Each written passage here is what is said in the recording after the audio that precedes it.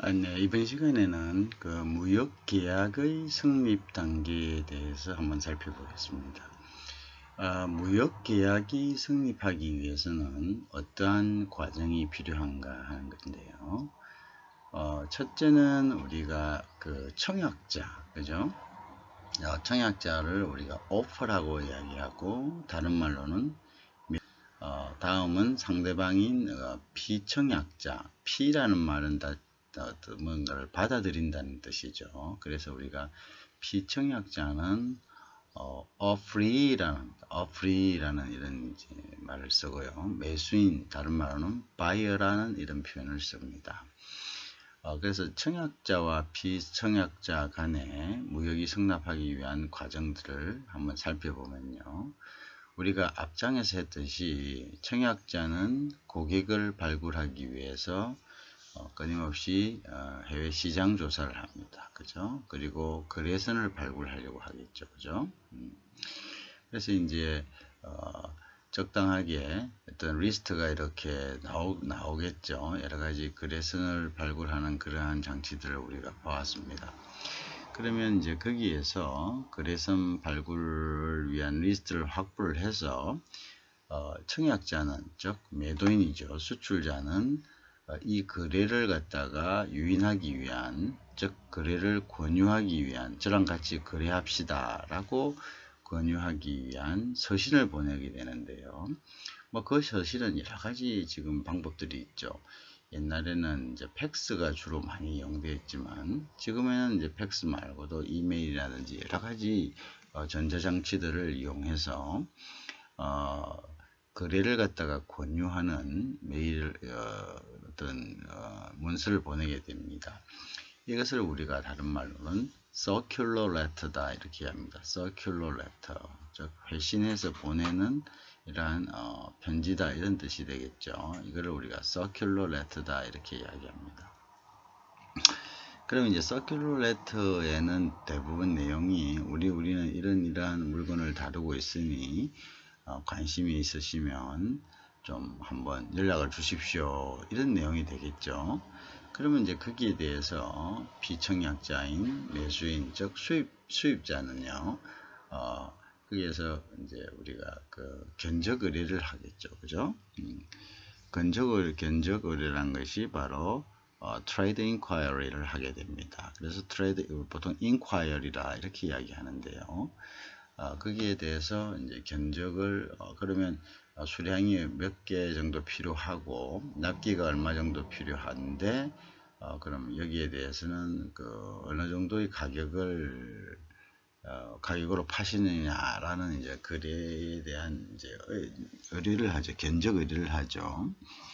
그러면 이 견적 의뢰에 대해서 일단 굉장히 이제 첫째 단계에 접어든 게 되겠죠. 여기서부터 실질적으로, 그죠? 쌍방 간에 mutual response가 있는 거죠. 서로 간에 이제 뭔가 반응이 있는 거죠. 그죠?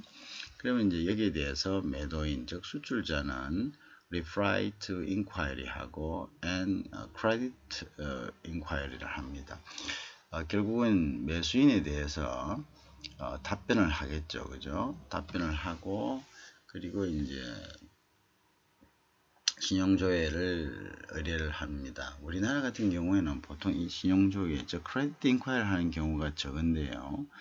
외국에는 이 크레디트 인콰이어를 하는 경우가 굉장히 일반화되어 있습니다. 크레디트 인콰이어라는 것은 여러 기관들, 즉 신용조사 기관들도 있고요. 또 뭐 은행이나 아니면 매도인의 어떤 국가의 현지 영사관이라 대사관들, 여러 가지 방법들을 통해서 매수인 바이어에 대한 그 인콰이리를, 즉 크레디트 인콰이리, 즉 신용 조사를 하게 됩니다. 이 크레디트 인콰이리를 하는 이유는요. 처음에는 대금 결제가 보통의 경우에는 안전한 대금 결제를 하겠죠. 신용장이나 아니면 뭐 현금으로 TT 같은 그런 송금안을 하겠지만 나중에 이것이 이제 시간이 진행됨에 따라서 서로가 알아지고 하면은 실질적으로는 이제 외상 거래가 발생하지 않을 수가 없습니다.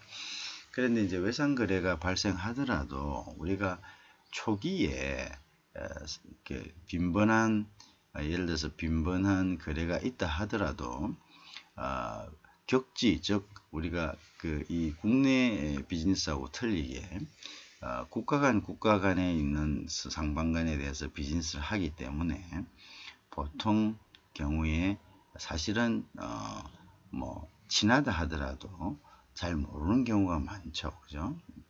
이럴 경우는 사실은 엄격하게 그렇다고 해서 뭐 상대에게 바로 뭐 신용에 관련된 회사의 경영상의 내용들을 물을 수도 없는 거고, 그 다음에 또 친하게 되었을 때 이런 것들을 묻는다면 오히려 더 관계가 멀어질 수가 있습니다. 그래서 초기에 조금 사무적인 관계에 있을 때는 그것이 어느 정도 용납이 되겠죠. 우리가 마찬가지 아닙니까?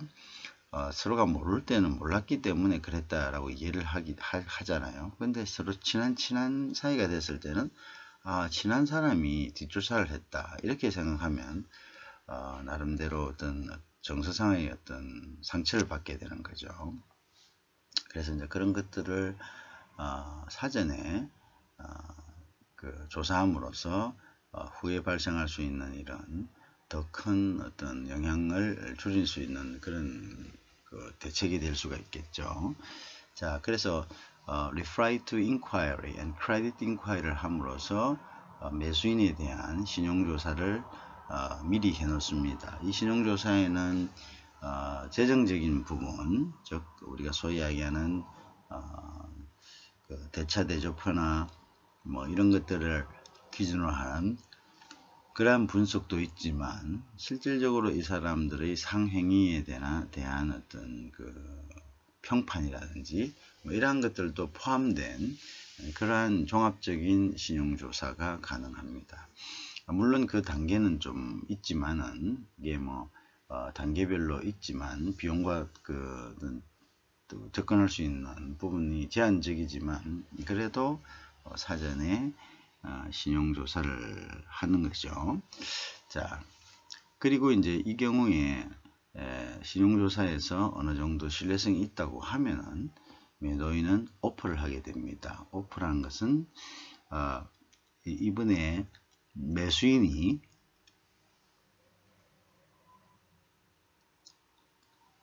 요구한 사항에 대해서 견적을 주는 거죠. 그죠? 오퍼를 줍니다. 그래서 소위 이야기하는 이제 견적, 쿼테이션이라고 할 수가 있겠죠. 오퍼를 주면 이 오퍼에 대해서 결국은 이제 매수인은 내용이 문제가 없을 때는 여기에서 acceptance를 하겠죠. 그죠? 그래서 acceptance를 하면은 즉 매수인이 승낙을 하면은 여기에 대해서 또 매수인 승낙을 갖다가 표시하면 매도인도 승낙을 표시합니다. acceptance 하면은 이거는 이제 contract가 된 거겠죠. 그런데 만약에 매수인이 매도인의 조건에 대해서 거부를 하고 자기 나름대로의 어떤 요구사항을 다시 전달하는 것을 우리가 카운트 오퍼라고 합니다. 그래서 카운트라는 말이 맞받아치다 이런 뜻이 되겠죠. 그래서 이제 카운트 오퍼라는 이야기는 청약에 대해서 이의를 제기하는 거죠. 그러면 그것을 예를 들어서 가격을 좀 낮춰 주십시오 라고 이야기하겠죠. 그죠? 그 다음에 또는 납기를 좀 단축해 주십시오 라고 얘기를 하겠고, 그 다음에 이제 인코텀스에 대한 그러한 부분들도 서로 간에 의견을 갖다가 이견, 즉 다른 의견을 나타내겠죠. 이러한 부분들을 우리가 다른 말로는 반대 청약이다 라고 하죠. 그래서 우리가 이것을 카운트 오프다 라고 표현을 합니다. 이런 반대 청약에 대해서 또 매도인은 또다시 한번 숙고를 하겠죠. 그래서 또다시 생각한 다음에 그 부분에 대해서 자기가 자기의 의견을 또다시 내겠죠. 뭐 일부분에 대해서는 받아들인다든가 뭐 일부분에 대해서는 거부한다든가 뭐 이러한 것들을 이야기합니다. 자, 그래서 이것을 다시 매수인에게 전달되고 매수인은 이것을 가지고 다시 숙고한 끝에, 숙고한다는 것은 깊이 생각한다는 뜻입니다. 그 다음에 좋습니다라고 acceptance 되면은 결국은 계약이 성립되는 건데요. 한 가지 주의해야 될 것은 이 반대 청약을 해서 일부분에 대해서 의견을 이야기한다 하더라도 실질적으로는 그 일부분에만 이의가 제기된 것이 아니고 전체 청약에 대해서 거부한 것으로 보는 것이 맞습니다. 그래서 그러나 전체 청약을 거부했지만 그래서 남아있는 것에 대해서는 효과를 발휘하는가? 그것은 아닙니다. 그래서 새롭게 계약서, 즉 새로운 오퍼를 줘야 되겠죠. 그죠? 그래서 카운터 오퍼라는 것은 일부분에 대해서 형식적으로는 일부분에 대해서 이의를 제기하는 것이 되지만 실질적으로는 청약 전체에 대해서 이의를 제기한 것이 되기 때문에 새로이 그죠? 청약해서 그것을 acceptance 하는 그런 형식을 취해야 됩니다. 자, 그 다음에 보면요. 이제 이 정도로서 우리가 흐름은 되겠죠. 자, 그래서 그 다음에는 우리가 우리 계약이라는 것에 대해서 조금 살펴봐야 되는데요. 계약은 우리가 크게 이제 이렇게 나눌 수가 있습니다. 계약은 우리가 낙승계약, 낙승이란 것은 우리가 서로 간 합의를 했다 이런 거죠. 합의계약이다. 그래서 이제 일방 당사자의 의사표시는 우리가 청약이라고 하죠. 이 청약에 대해서 상대방이 승낙해야지 어떤 그 계약이 성립하는 거죠. 그래서 우리가 낙승, 즉 승낙을 했다. 그래서 낙승계약이다, 합의계약이다. 또한 이 계약이란 것은 쌍무계약적인 그러한 이제 성격을 갖고 있습니다. 쌍무계약은 그죠? 결국은 수출업자는 물품 인도의 의무를 부담하고 수입업자는 대금 지급 의무를 부담하게 된 서로 간의 의무를 부담하게 되는 이러한 계약이다 해서 이것을 우리가 쌍무계약이다 이렇게 이야기합니다. 자, 다시 무역계약은 첫째 낙승계약이다. 서로 합의가 돼야 된다. 그죠? 그 다음에 그래서 영어로는 이제 consensual contract라 이렇게 하고 그 다음에 서로 간의 의무를 지게 된다 해서 우리가 이것을 쌍무계약이라고 이야기합니다. 그 다음에 또 하나는 뭐냐면 이것이 우리가 유상계약이다 라고 이야기합니다. 즉 어떤 상이란 것은 우리가 대가가 없는 것은 무상이라 하고 대가가 있는 것은 유상이라고 합니다.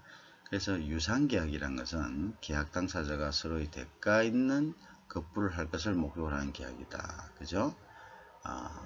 그래서 물품의 거부에 대해 대금 결제의 반대 거부가 있는 것. 그죠? 물품을 주면은 거기에 대해서 반대 거부를 제공해야 되는 것을 우리가 이것을 유상계약이다. 이렇게 이야기합니다. 또한 무역계약의 법적 성격은 분료식 계약입니다. 분료식 계약. 즉 분료식 계약이란 것이 뭐냐 하면은 특정한 형태를 의하지 않고도 문서나 구두, 즉 구두는 oral입니다. 말로서 명시계약, 즉 묵시적으로도 계약이 성립하다. 그래서 이게 특정한 문서가 특정한 요식이 필요하지 않고요. 문서로 해도 되고 구두로 해도 되고 이것이 또한 묵시계약으로도 가능하다. 그죠? 그래서 이제 명시도 가능하지만 명시는 이제 express contract가 되고 묵시는 implied 암시적인 contract가 된다. implied. 그죠? 그래서 이제 이러한 성격을 가지고 있다. 그런 것이 이제 무역계약입니다. 다시 한번 얘기하면 무역계약은 합의가 되어야 되는 consensual contract고 서로 간의 의무를 짊어지는 쌍무계약입니다. 그죠? 이때 의무는 물품 인도 의무와 대금 지급 의무가 되죠. 또한 똑같은 의미로서 유상계약입니다. 그죠? 거부를 서로 간에 관계 있는 거부를 그죠? 즉 물품의 거품에 대해서 반대, 즉 대금 결제가 있다. 이것은 아까 이야기한 쌍무계약과 같은 계리죠. 쌍무계약과 같은 개념입니다. 그죠? 그래서 쌍무계약이면서 유상계약이다. 그죠? 서로 간에 의무를 지지만 이 의무에서는 서로 간에 어떤 대가를 치러야 된다. 대가를 치를 거부를 하는 것이다. 또한 이것은 어떤 특정한 요식행위가 필요하지 않고 문서나 구두로서 할 수 있고, 또한 이것이 명시적이나 즉 express contract나 implied 묵시적이거나 모두를 포함할 수 있다. 이런 특징을 가지고 있다고 보시면 되겠습니다. 그렇죠? 자, 다음에 이제 좀 더 우리가 이 부분을 좀 더 살펴보면요. 즉 무역계약은 케이스 바이 케이스 컨트랙트다 이렇게 되죠. 이거는 이제 소위 이야기해서 한마디로 이야기하면 개별계약이다. 그죠? 개별계약이고 또한 마스터 컨트랙트, 또 포괄계약이다 이렇게 되었습니다. 그죠? 그래서 이제 그래서 특정 물품을 거래할 때마다 거래 단위별로 일일이 구체적인 거래 조건에 대해서 합의하는 방식으로 체결되는 계약을 우리가 개별 계약이라 하면서, 그래서 케이스 바이 케이스 컨트랙트다. 그 다음에 마스터 컨트랙트는 포괄 계약인데요. 매매 당사자 간에 특정한 물품을 반복해서 거래하는 경우가 있겠죠. 이러한 경우 일정 기간 동안 계약 기간을 정하여 한 번에 포괄적으로 체결하는 계약을 우리가 포괄계약, 즉 마스터 컨트랙트라고 합니다. 다시 한번, 매매 당사자 간에 특정한 물품을 반복하여 거래하는 경우 일정 기간 동안 계약 기간을 정하여 한 번에 포괄적으로 체결하는 계약입니다. 자, 이러한 것들을 우리가 포괄계약이다 라고 이야기합니다. 다음에 우리가 봐야 될 게 독점계약과 대점계약입니다. 독점계약은 말 그대로 exclusive contract입니다. 그 다음에 대점계약은 agency contract입니다. 독점계약은 특정 물품을 거래해서 매도인은 파는 사람이죠. 수입국의 지정 매수인 외에는 수입국에서 이것을 살 수 있는 사람을 한 사람으로 딱 지정해 놓은 거죠. 그러니까 결국 독점적으로 구입한다는 거겠죠. 그래서 이 수출자는 수입자를 독점적으로 지정해 놨기 때문에 이 수입자 외에는 동일한 물품을 팔지 않는다. 청약하지 않으며 매수인도 동일한 물품을 수입출국의 다른 매도인과 취급하지 않는다. 그죠? 그러니까 사는 사람도 수출국의 특정한 사람 외에는 이것을 구입하지 않는다. 그 사람을 통해서만 구입한다. 상호간의 조건에 따라 이루어지는 계약을 우리가 exclusive contract라고 합니다. 독점 계약이라고 합니다. 그 다음에 이제 대리점 계약이라는 게 있는데요. agency contract죠. 그죠? 요거는 이제 이러한 독점 계약이 아니라 결국 수출업자가 여러 수입업자에게 팔 수 있고, 또한 이러한 조건 중인데요. 또 수입업자도 여러 수입업자 또 여러 이제 공급자에게 팔 수 있는데, 이런 각각의 서로 간의 쌍방간 계약을 우리가 대리점 계약이다. 그래서 이제 수입업자가 무역업자가 해외에서 물품을 판매 또는 구매 및 관련된 각종 업무를 용이하게 수행하기 위하여 해외 대리인과 체결하는 계약을 이야기합니다. 그죠? 결국은 이제 대리점 계약을 이야기하죠. 그 다음에 그 대리점 계약은 우리가 또 조금 하위 개념을 조금 더 할 수 있습니다. 그 하위 개념을 보면요, 우리가 이제 이런 부분들이 있습니다. 그게 이제 뭐냐면 결국 판매 대리점죠. 판매 대리점, 자, 그 다음에 selling agent라고 나누고, 또는 구매 대리점 buying agent로 나눌 수 있습니다. 판매 대리점은 중에서 우리가 이제 중에서 이제 디스트리뷰터라는 게 있죠. 디스트리뷰터는 자신의 명의와 계산으로 판매합니다. 그죠?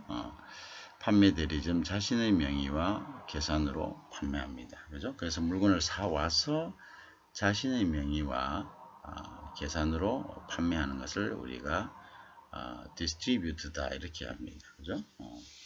에이전트는 이제 보통 본사의 명의로 팔고 그 수수료를 확보하는 것을, 그런 것들을 에이전트라고, 디스트리뷰터는 판매 대리점 자신의 명의와 계산으로 판매한다.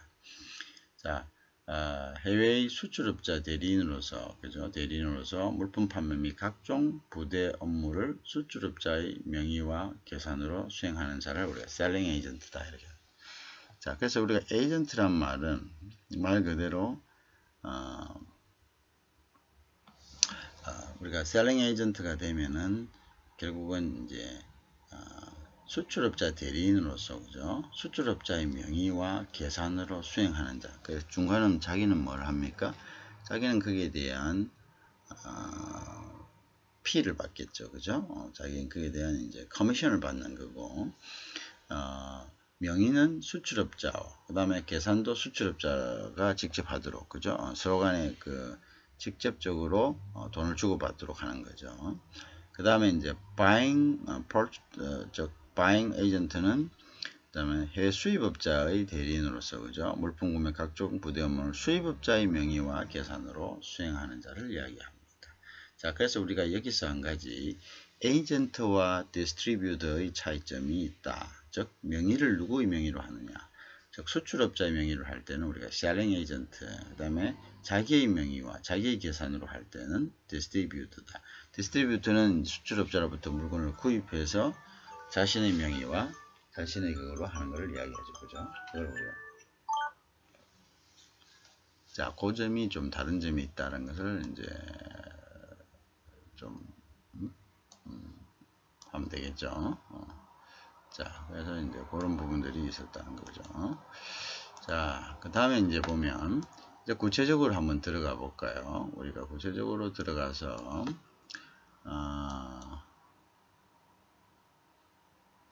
자, 구체적으로 좀 들어가면요. 자, 그 다음에 이제 청약이라는 게 있어요. 청약, 오퍼죠. 우리가 보통 이제 무역에서는 영어인 오퍼라는 용어를 일반적으로 사용하고 있다. 청약이란 말은, 그죠? 청약이란 말은 오퍼를 쓴다. 그 다음에 여기서 보면요. 청약자가 오퍼이 피청약자에게 어떤 일정한 조건으로 계약을 체결하자는 의사를 표시하는 것이다. 그죠? 그것이 청약입니다. 그래서 이제 무역에서는 보통 수출업자가 수입업자에게 일정한 물품을 일정한 가격, 품질, 선적, 결제 조건, 이게 아주 필수적인 거죠. 가격은 얼마고, 선적은 어떻게 하고, 결제 조건은 어떻고, 그죠? 그 다음에 이제 품질은 어떻다라는 것을 매도하겠다. 그래서 이제 보통 서신으로도 되고요. 케이블, 팩스, 이메일, 그죠? 일정한 선식을 갖춘 오퍼시트를 이 오퍼시트에는 위에서 말한 가격, 품질, 선적, 결제 조건 등이 기입이 되어 있습니다. 이러한 것들을 우리가 하는 것을 우리가 청약이라고 했습니다. 그죠? 그래서 우리가 예를 들어서 오퍼시트를 예를 한번 들어보겠습니다. 오퍼시트를 예를 한번 들어보겠습니다. 자, 오퍼시트 보면은요, 여기 이제 소위 청약서고 날짜가 나와 있고요. 그 다음에 여기는 이제 레퍼런스 넘버라 해서 보통 이것이 어떻게 해서 이러한 청약이 이루어지는가를 리마인드 할 수 있는, 리콜 할 수 있는 이렇게 관련된 어떤 참고를 갖다가 이렇게 적은 거죠. 누구의 소개로 왔다면 또 여기에 특정 어떤 것들을 기입할 수 있겠죠. 그 다음에 이제 지오 시스템, 요거는 이제 미서스 누구에게 보내는 겁니다. 그죠? 지오 시스템의 어떤 뉴욕 USA에 있는, 그죠? 그 다음 여기 보시면 내용이 있죠. 그죠? 그래서 이제 Dear Sir, we take much pleasure in offering you as follow 라고 해서 아래와 같이 오퍼를 as follows, 아래와 같이 오퍼링 하는 데 대해서 굉장히 기쁩니다 라고 하고, 거기에 이제 구체적으로 이런 아이템들을 이렇게 놔놨죠. 결국 보시면 이제 패킹하고, 패킹은 포장은 the manufacturer's export standard packing 돼 있죠. 그죠? 수출자 표준 패킹으로 돼 있고요. Origin은 Republic of Korea 원산지고, shipment는 어떻게 하냐면 선적은 within 60 days from date of contract 한 후로부터 60일 이렇게 돼 있죠. 안에. 그죠? 그 다음에 결제 조건을 나타내는 payment는 by an irrevocable. 자, irrevocable이라는 것은 취소 불능이라는 뜻입니다. LC at site. 일람불 바로 지급하는. 그죠? in our favor. 그죠? 이렇게 되어 있습니다. LC 결제다. 그 다음에 inspection은 상품의 품질에 대한 어떤 inspection이죠. 이것은 manufacturer's inspection is final. 즉 제조사의 inspection을 최종적인 것으로 한다. 이런 이야기가 되겠고요. 그 다음에 이 opposite의 validity라는 것은 유효한 날짜입니다. 이 견적의 유효일은 by the end of November 이렇게 해서 이렇게 날짜를 정해 놓는 거죠. 그 다음에 이제 비고란인 remarks는 minimum order requirement가 최소 이제 수량이죠. 요거는 이제 1000개당 아이템 1000개가 된다는 뜻이 되겠고요. 그 다음에 여기는 이제 상품의 고유한 주민등록번호와 같은 어떤 고유 번호, 즉 요거는 이제 HS 코드, 즉 harmonized 그죠? 코드를 이야기합니다. 그 다음에 이제 아이템 넘버는 이렇게 되고요. 넘버가 있고 여기에 대해서 이제 description, cosmetic, makeup base 뭐 이런 식으로 나와 있고요. 이건 quantity 양이 있고요. 그 다음에 unit price는 단가, 한 개당 단가, 그죠? 근데 단가의 조건은 CIF 뉴욕까지의 운임과 그 다음에 cost, insurance, freight, 즉 비용과 운임과 그 다음에 이런 것들을 포함한 화물 운임을 포함한다. 뉴욕까지를 파는 사람이 부담하는 조건으로 이렇게 된 거고 어마운트가 이게 됐고 여기는 이제 아시다시피 보면 이제 회사명과 그 다음에 시그니처를 이렇게 넣는 이것이 이제 오퍼시트하고 보시면 됩니다.